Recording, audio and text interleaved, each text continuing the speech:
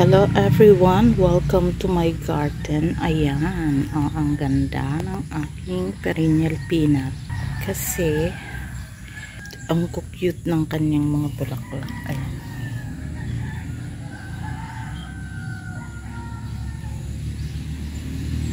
Mag-harvest muna ako dito kasi meron ditong hinog na papaya. Ayan, diba? Maliit lang siya pero super tamis ng papayang ito. Pangalawang harvest ko na to dito. Super init dito ngayon kapag tanghali na or mga even it starts at 8 ngayon kasi maaga pa. Pero ayan, kahit pa paano meron naman tayong mga nakaharvest dito. Ayan may hinog na naman na sili. Tapos yung sili dyan, halos inubos ko na. Sinasundry ko lang kasi nag-ano na siya, nagre-wrinkled na siya. Gawa ng super duper init. Tapos ayan, yung aking deal. Ang ganda niya. Tapos ito nga, kinakat ko yung ano kasi namumulaklak na siya. Lumiliit kasi yung kanyang laman kapag namumulaklak na siya. So hopefully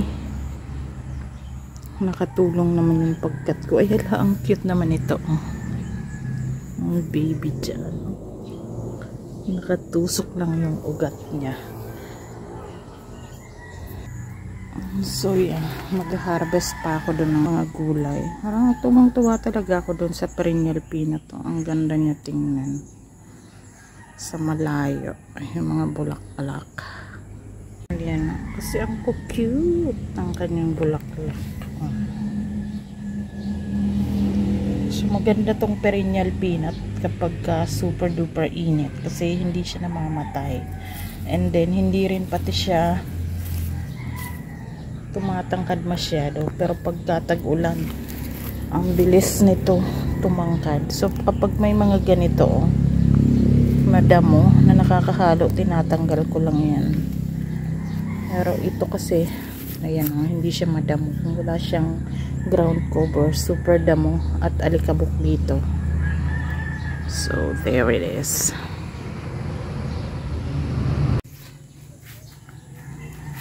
So ayan nga, 7:30 pa lang pero super duper init na dito sa side na to kasi nandyan yung araw. So ayan din, i-harvest ko din yan. Pero kailangan ko ng apakan kasi masyado siyang mataas. Diba? Ito abot ko na.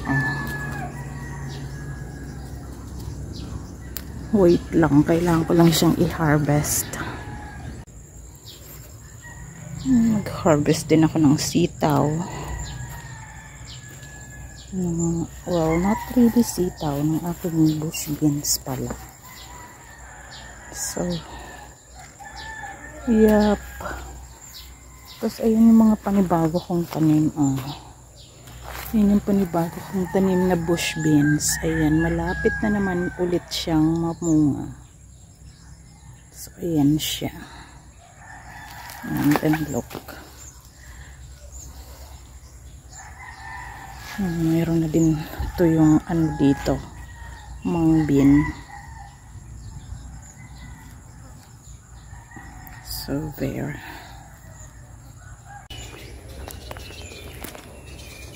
So ayan yung mga langka dito. Ayan malaki-laki na yung kanyang bunga. Nakapag-harvest na nga dito yung kapatid ko nung isang araw. Ayan.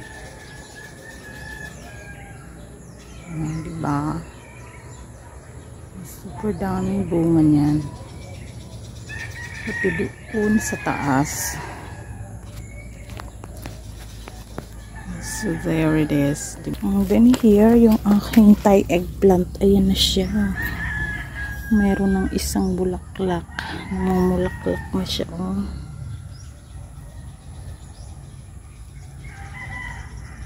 So sana may maani tayo dyan. Kasi parang ang hirap palagaan ng eggplant.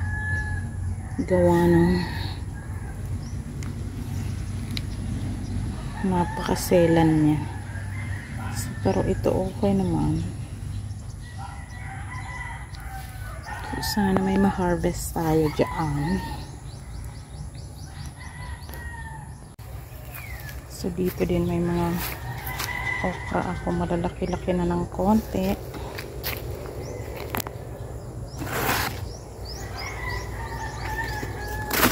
And then yung pinya dyan, ayan na siya.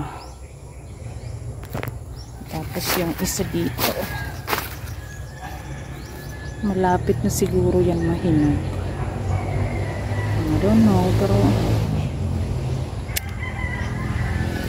sayap. Ayan, malaki na siya.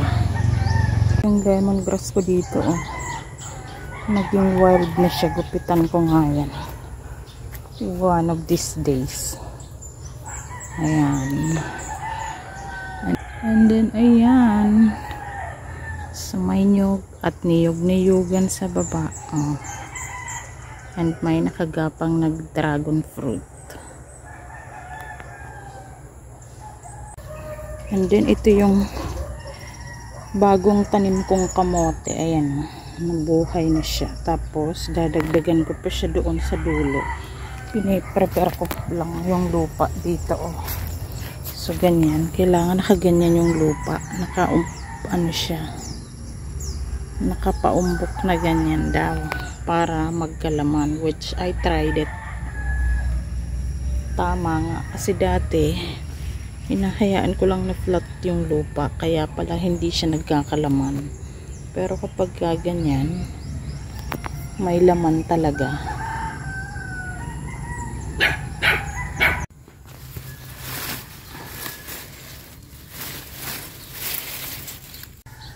Ito isa pa kasi bigay natin dyan kay kuya sa kabila.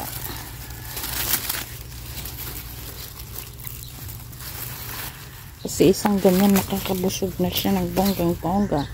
So bigyan natin siya ng dalawa.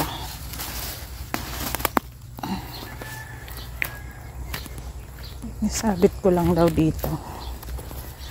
Tadaan, ayan na.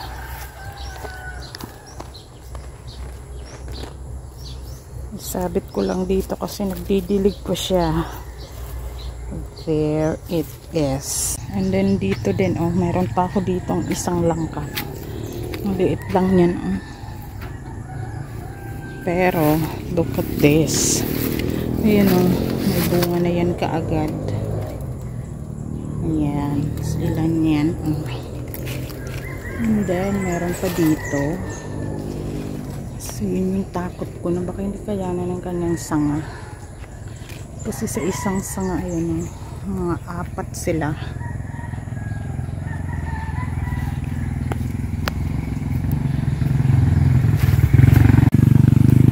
And then, ayan yung aking ube. Meron na kaagad. Mga nakagapang na ube. Ayan yung mga hindi ko na-harvest dati. Tumubo na siya. Tapos, ayan na ulit. Nabuhay na sila ng umulan dati. And then, ayan. Ayan. And then here, meron ako nakita mga matitigas ng anong tawag dito? Matitigas ng patola. Ayan, hindi ko na nakita. Diyan lang siya sa silong na kasaba. Tapos meron pa dito isa. Hindi nga lang pala isa. Dalawa. Ayan. Kasi yan may mga maliliit pang bunga. Diba? Masagana tayo sa gulay. And then ayan yung aking kamote. Gustong gusto ng kamote sa mainit na panahon. Kaya ayan ang ganda niyang tingnan.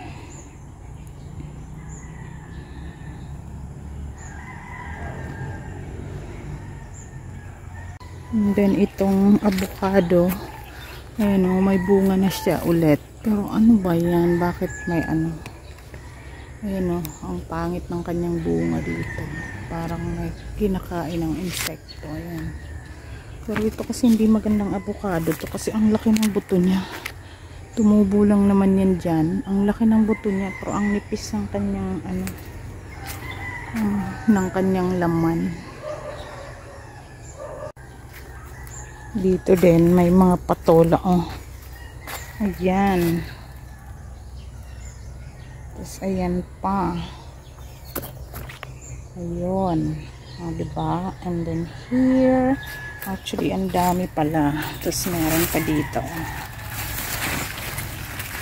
Ito pwede pa sana to.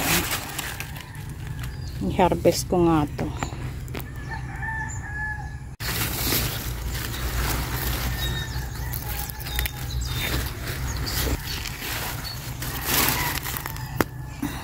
So there.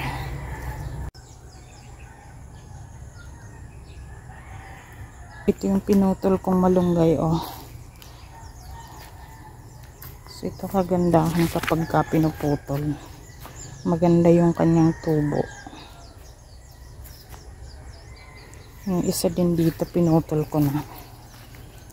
Ayan, super taas niyan. Pero ayun na ngayon ang ganda na ulit. O, diba? So, ayan ang aking harvest for today. Meron tayong kamatis dyan, patola, tapos yung sitaw, sigarilyas, papaya, and then singkamas. Fresh from my backyard.